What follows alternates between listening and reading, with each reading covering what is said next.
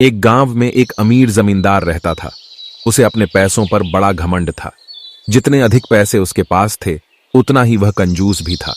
अपने खेतों में काम करने वाले किसानों से वह खूब काम करवाता, मगर पगार कौड़ी भर भी न देता। मजबूर गरीब किसान मन मारकर उसके खेत में काम करते। उसी गांव में रामू नामक एक किसान रहता था। उसके पास थोड़ी सी जमीन थी। उसी में खेती बाड़ी कर वह अपना और अपने परिवार का गुजारा चलाता था। रामू बड़ा मेहनती था। वह दिन भर अपने खेत में काम करता और अपनी मेहनत के दम पर इतनी फसल प्राप्त कर लेता कि अपने परिवार के लिए 2 वक्त की रोटी जुटा सके। गांव के बाकी किसानों के पास रामू के मुकाबले अधिक जमीनें थीं।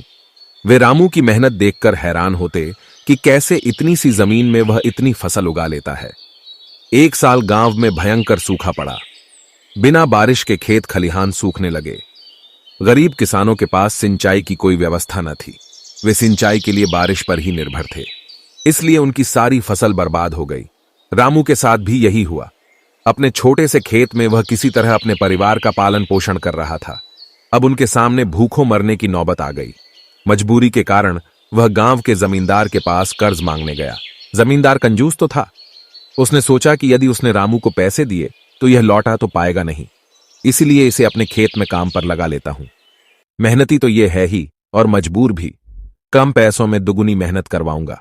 उसने रामू से कहा, देख रामू, मैं तुझे कर्ज तो दे नहीं सकता, लेकिन तेरी इतनी मदद कर सकता हूं कि तुझे अपने खेत में काम पर रख लूं। तुझे महीने के 1000 रुपए दे दिया करूंगा। पर मालिक, दूसरे किसान तो 2000 पाते हैं। रामू बोला, करना है तो कर, वरना मेरे पास किसानों की कमी नहीं। जमींदार बोला।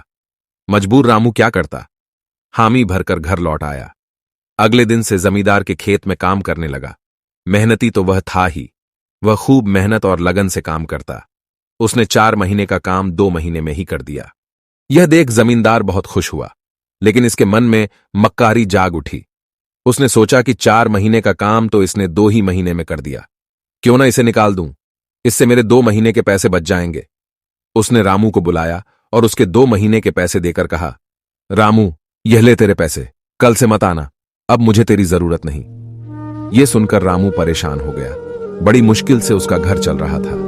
अब अपने परिवार का भरण पोषण कैसे करेगा।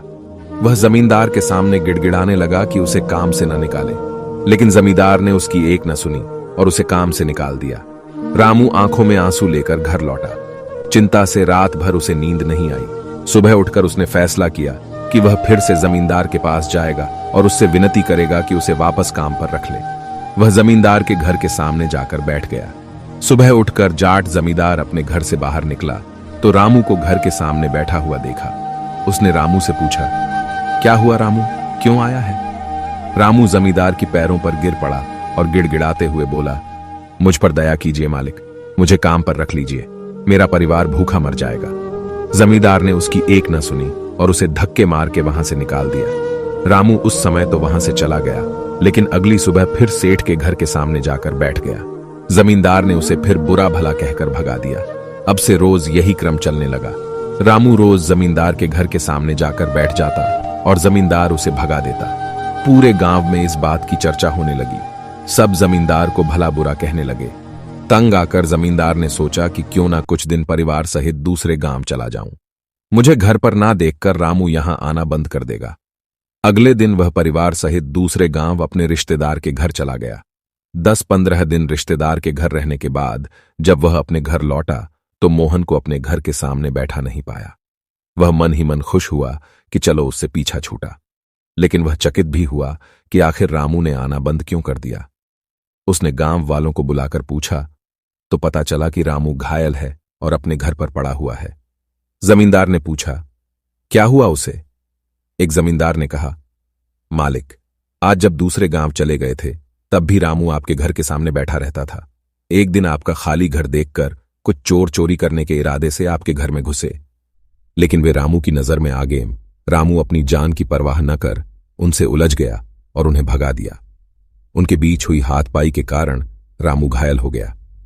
ये जानकर जमींदार को खुद पर शर्म आने लगी कि उसने रामू के साथ कितना बुरा किया, लेकिन इसके बाद भी रामू उसके घर चोरी होने से बचाने के लिए चोरों से उलझ गया।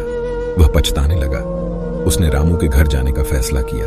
वह रामू के घर पहुंचा तो देखा कि रामू बड़ी दयनीय अवस्था में चारपाई पर पड़ा हुआ है।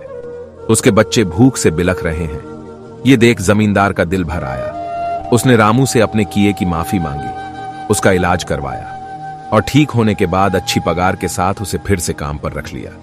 सीख 1, कभी किसी के साथ बेईमानी नहीं करनी चाहिए। 2, सदा जरूरतमंदों की सहायता करनी चाहिए। 3, अपना काम ईमानदारी से करना चाहिए।